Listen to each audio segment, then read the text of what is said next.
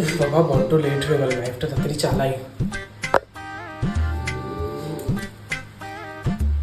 মা তুমি কখন আসছো? এই তো বাবা, আমি জাস্ট গয়নাটা পরছি, তারপরে হংসুকে ডাকবো, তারপর চলে যাবে, এক্ষুনি হয়ে যাবে।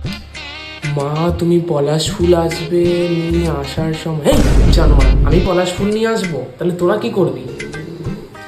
মা আমায় পরীক্ষায় ফেল করিও না, আমি কুল খেয়েছি। হ্যাঁ জানোয়ার, তোমরা ফেল করবে না কেন? কুল খাবে আমার পুজোর আগে আমাকে না দিয়ে? আমাকে সব কটাকে আমি দেখবো।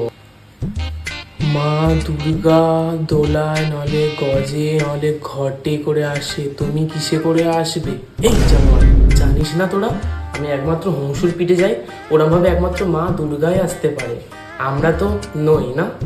মা তোমায় কটা পিকচার দিচ্ছি, তুমি আমায় দেখে জানাও কোন শাড়িটা পরলে আমায় বেশি ভালো লাগবে। হ্যাঁ, আমি এখন তোকে সাজেস্ট করবো যে তুই কোন শাড়িটা পরবি। জানোয়ার, নিজের বয়ফ্রেন্ডকে জিজ্ঞেস কর, যার হাত ধরে তোর ঘুরবি আমার পুজোতে। মা আমি বুঝতে পারছি না, আমার ছেলেকে কি হাতে খড়ি দেবো? এবছর ওর 3.5 বছর বয়স হলো না। এ রাজ্যের যা অবস্থা, 5 বছর ছাড়া ওর হাতে খড়ি এখন হবে না।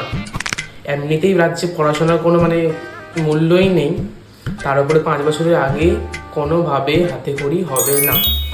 নেল পলিশটা বড্ড ম্যাটমেটে হয়ে গেছে। এই তোরা যারা যারা আমার লাইফটা দেখছিস, সবাই একটা করে নেল পলিশ রাখবি আমার জন্য, আর যদি না রেখেছিস পরীক্ষার খাতে এত বড় বড় গোল্লা দেবো, মনে থাকে যেন। ঠিক আছে, হংসুটা কোথায়? ও এসছিস? এই রাখি রে, এখন দেরি হয়ে গেছে, হংসু চলে এসছে, টাটা, গিয়ে দেখা হচ্ছে।